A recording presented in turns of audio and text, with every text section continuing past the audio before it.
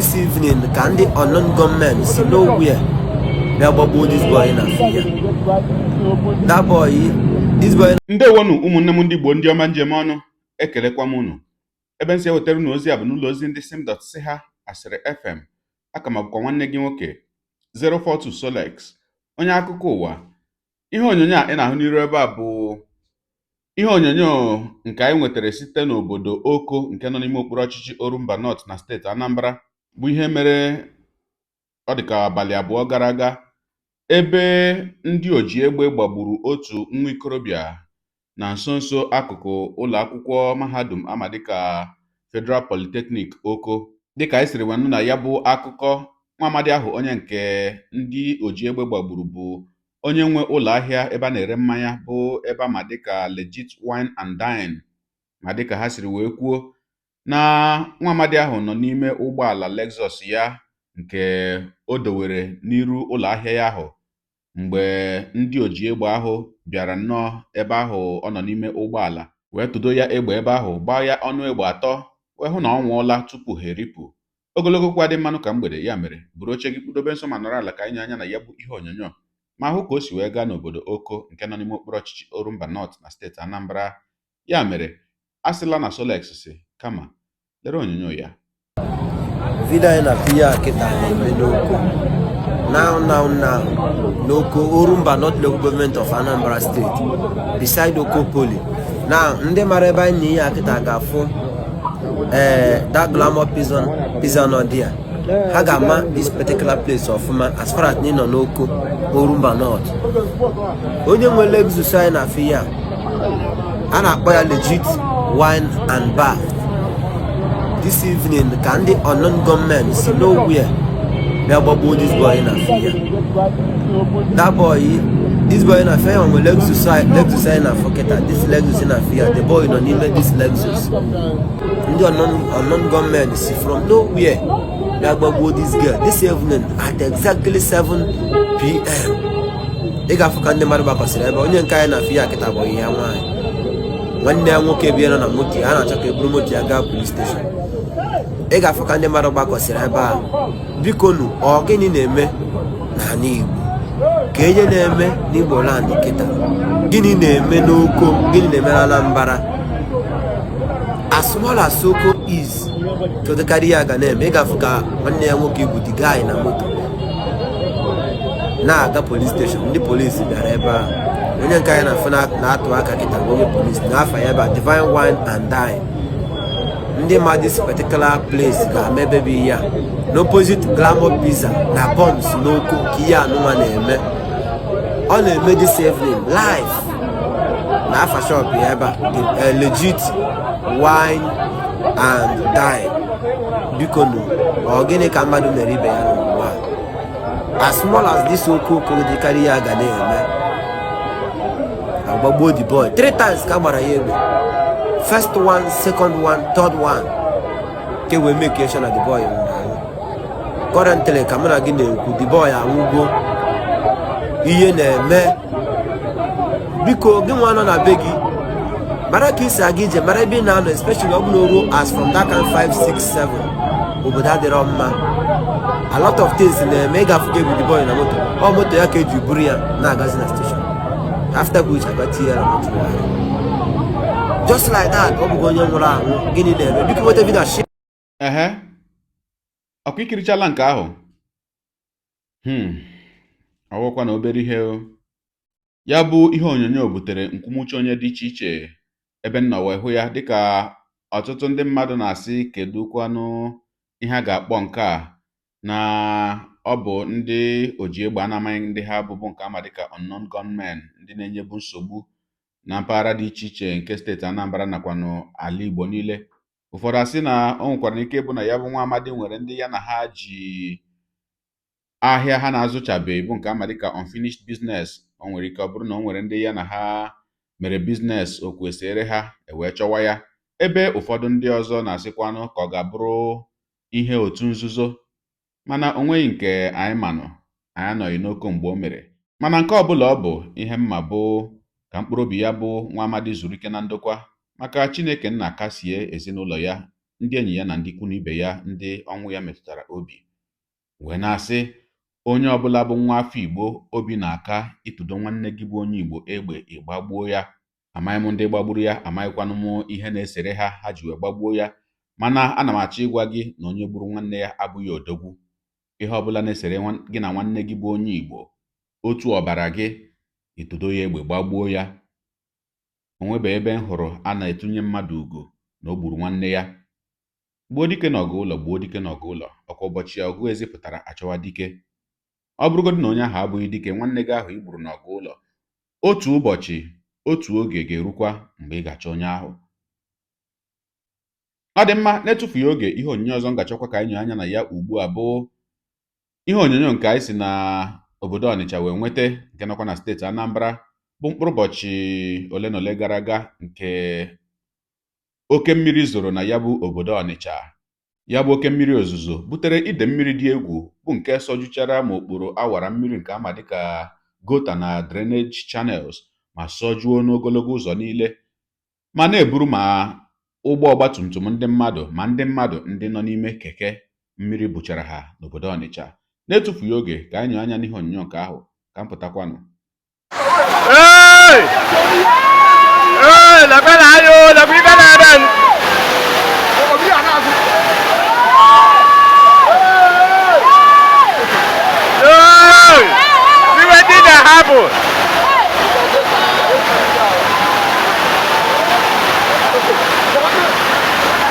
This is the word of God.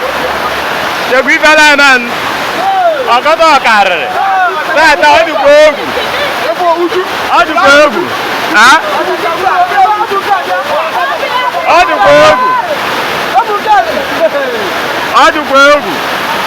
The equivalent man, Tata dead. Give her the man. The Zik Avenue Road, Zik Avenue Road, Zik Avenue Road. Có này mà. Lạc ba, Zik Avenue Road. Lạc ba cái of erosion, Emily Nelson, this is what the qua. Có to cả rồi. Iran. Use Tigo, Achanja Google, then nobody go. Nobody go live. Live. Nobody go. Nobody go. See roundabout. Roundabout, nobody go. The signal for roundabout. Nobody go. Everything nobody go. Where is this? Over there to go. Over there to go. Let me we chain on. We chain on. Like I can't come in every year. I can't come out. Go. Here. Everybody.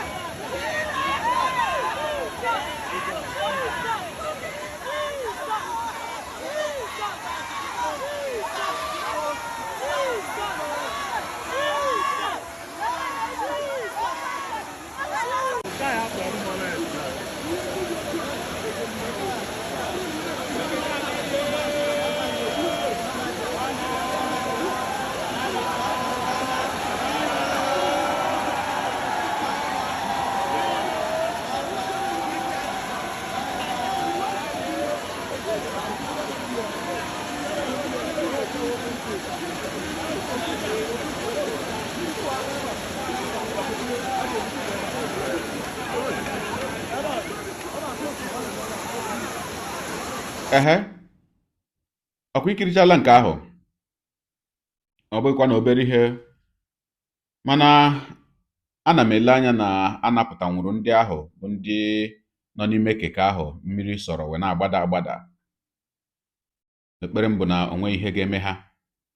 Na-etufughị oge, ihe onyonyo ọzọ ngachakwa ka anyị nyoo anya na ya bụ ihe onyonyo nke anyị si n'obodo Agụlụ nke nọ n'ime okpuru ọchịchị Anaọcha na steeti Anambra kwa wee nweta, bụ ihe onyonyo otu nwanne anyị nwoke zipụtara dịka ọ hụrụ nwa ikorobịa ị na-ahụ ebe a, onye nke gharị gbara, agamasị na gharị gbara ya. Ya bụ nwa ikorobịa na-apụ apụ dịka a na-agba ya ajụjụ ọnụ si ya kedu ebe isi, kedu ebe ị na-aga. Ọ sị na ya bụ onye Ụmụọkara. Asị ya Ụmụọkara dị n'ebe? Ọ sị na ọ dị na saịdị Anambra.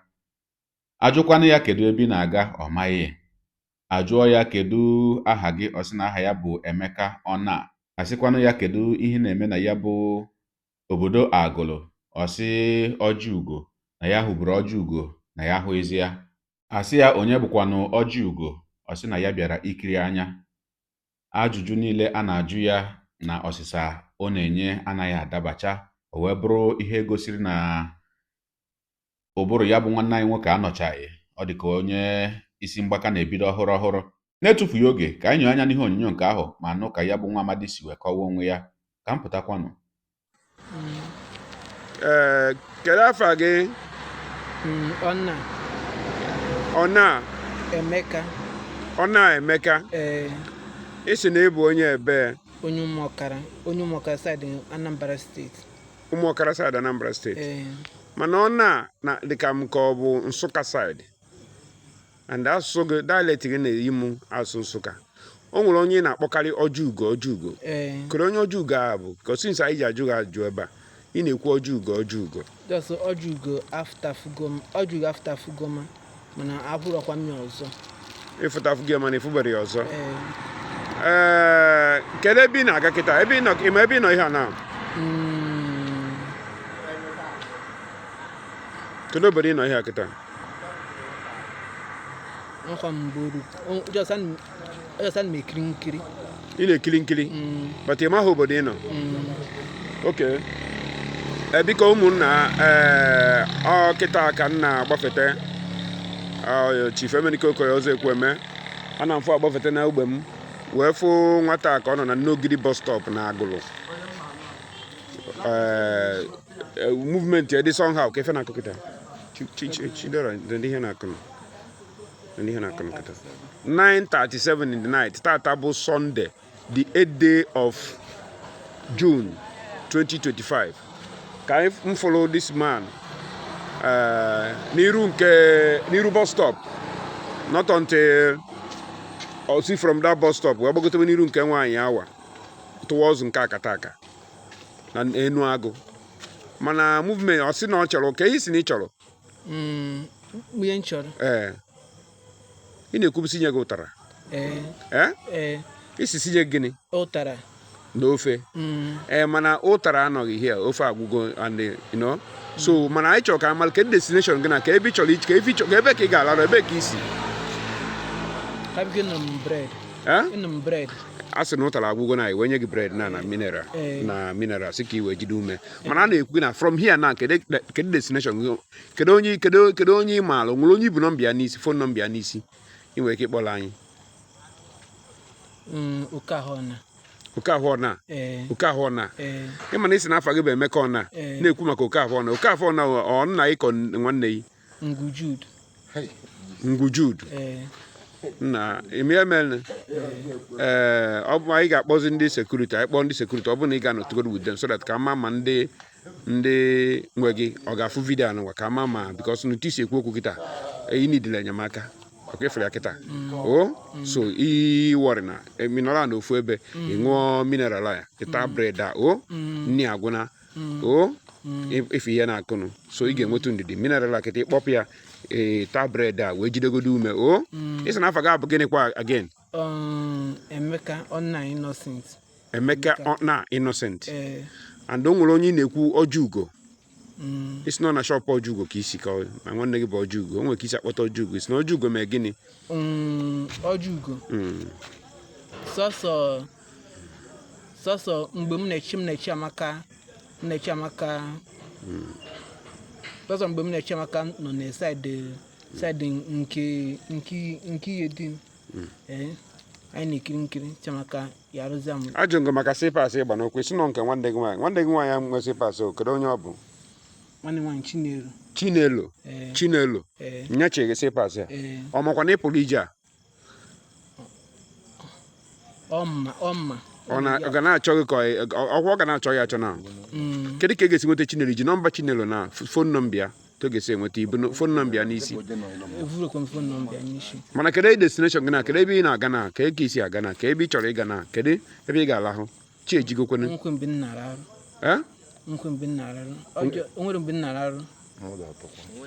onweghị ebe ị ga-alarụ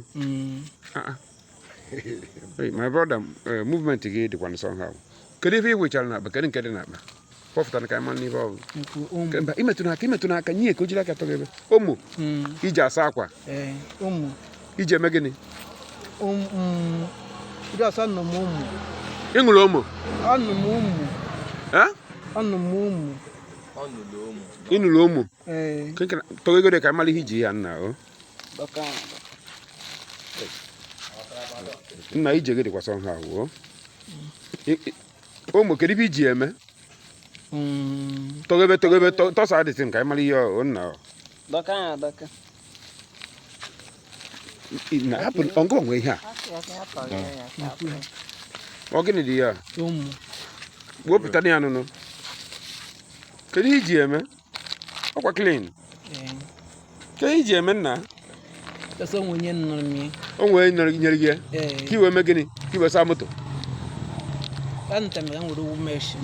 oke natara ka iwe wuo arụ oke ngwa tinye na akpa unu afụgo na nwanne ahụ nwa na iji ya adịgokwane ka ọ ya adị iji ya adịgo somehow nọ enyemaka ka ọ na-edi biko onwe onye mma maka nwanne ahụ nwa ọ na-akpagharị na agụlụ na Nnogidi village ọgbaga ọgbara from Ezinano to Nnogidi bus stop from Nnogidi bus stop to Nkwọ from Nkwọ to Ugwugolo ọgbaga ọgbara mana ịmago ka o si wee dị ka Naijiria si wee dị o nwere onye ga-asị kịta afụ ka ọ nabata ya ka ọ nọrọ na nke ya tere ndị nwe ya abịa mana otu o si na dị anyị na-afọ akpọ ndị sekuriti ma ya ka enwetara ife na ke pikro kọl na ọ bụzi na-afa pik ya fine enwe ike direct ebe ọkwa na ha epikro biko ndị nwe mmadụ unu mara dat na ọ na-ero m kịta around Ezinano Enuagụ Nnogidi Agụlụ Nwaagụ Nnogidi bus stop St. John Ugwugolo tụagosi agbaga ọgbara tata bụ Sunday 8th day of